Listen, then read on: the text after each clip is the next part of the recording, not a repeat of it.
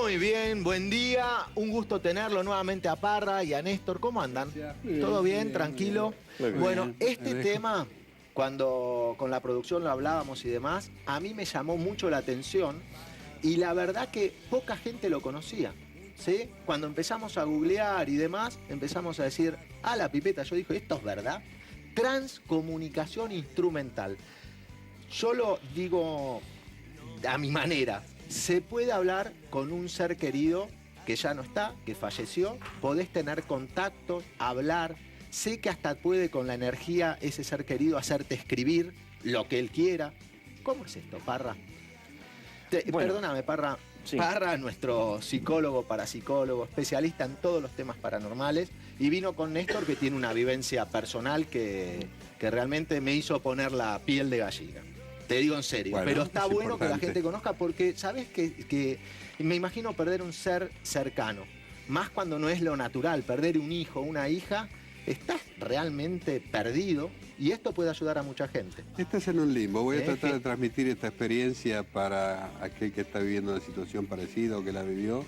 Tal vez pueda ser de ayuda. Porque me imagino que cuando te sucedió lo que vas a contar después y descubriste esto de la transcomunicación instrumental, poder hablar con tu hija, te cambió. Te cambia la vida. Te cambia la vida, un alivio tremendo, Sí, ¿no? así es. Parra, explícamelo un poquito técnicamente, ¿cómo es esto de la transcomunicación instrumental? Bueno, la transcomunicación es un procedimiento que en realidad surgió en la década de los 90, es muy antiguo realmente. ¿Más de 100 años tiene? Y en alguna medida sí, porque a pesar de que las tecnologías han avanzado mucho, la realidad es que la transcomunicación es un procedimiento relativamente nuevo, sobre todo de la década del 90, con el aumento geométrico de las tecnologías cotidianas, celulares, etc. En realidad, básicamente, la transcomunicación comenzó casi en paralelo con el surgimiento del espiritismo en la Inglaterra victoriana, sobre todo en los Estados Unidos.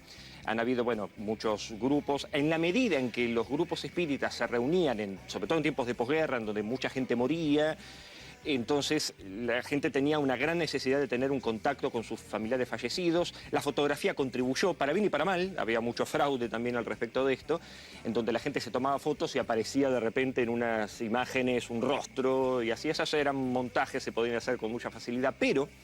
Por ejemplo, entre otros, Thomas Alva Edison fue, como todos sabemos, un inventor muy creativo, muy prolífico. Él inventó el fonógrafo. El fonógrafo, vos sabés que es un invento serendípico. Se dice serendípico aquel invento en que tiene un propósito determinado y se convierte en otra cosa. El fonógrafo originalmente era un intento de Edison de comunicarse con sus familiares fallecidos. Él estaba tras esto. Y él estaba tras esta búsqueda hasta que, bueno, el invento le fracasó en alguna medida y fue para otro lado. Y eso se le llama serendípico, ¿sí? O sea, así como sacerdotes, o sea, el movimiento de transcomunicación instrumental surgió casi en paralelo con los intentos de los espiritistas a través de mediums, o sea, de personas que dicen tener comunicación a través de los espíritus, pero originalmente la transcomunicación utilizaba mesas, en donde la gente se reunía después de comer, como si antes tocaban el piano, o jugaban, etc. La gente se reunía en torno a una mesa, colocaba las manos alrededor de la mesa, formando lo que ellos llamaban una cadena, ¿no? Se creía de que los espíritus se comunicaban a través de esa cadena que se formaba. De todas las manos unidas. De todas las manos unidas. Y las mesas comenzaban a moverse, ¿sí? En forma inexplicable en principio. Se trajeron muchas hipótesis al respecto de si eran los movimientos musculares de la gente que inconscientemente las movía o si había realmente algún tipo de entidad o energía o espíritu involucrado en la cuestión. La cuestión es que con el paso de los años esto a su vez derivó en temas como el tablero Ouija, la comunicación a través de una copa, etc. Todos estos procedimientos se conocieron bajo el nombre de transcomunicación, porque en lugar de utilizar a la persona como el canalizador de esa energía, utilizaban un instrumento, un elemento, una mesa o cualquier otro objeto, hasta que finalmente, en la década del 30 y del 40, hubieron investigadores que descubrieron que colocando la radio en una sintonía, hoy es más difícil esto, pero en aquella época colocando una radio en una sintonía vacía, o sea, en donde no haya algo que no haya ninguna donde emisora. haya solamente ruido blanco, o sea, un bufido suave, exacto. Había gente que decía que escuchaba en el ruido blanco voces que podía identificar como de sus familiares, hasta que finalmente un cineasta sueco llamado Fredrik Jungersson, en 1959, yendo a un bosque, intentando grabar el trino de un pájaro para montarlo en una película, descubrió que en el ruido de entre los pájaros y los árboles y el viento, escuchó claramente la voz de su madre, ya fallecida hacía 5 o 6 años atrás, que con su dialecto original le decía Friedel, que se llamaba Friedrich, Sí. solamente él conocía ese apodo. Estoy aquí, háblame. Él quedó tan impresionado que volvió a repetir la operación y logró captar varias veces la voz de su madre.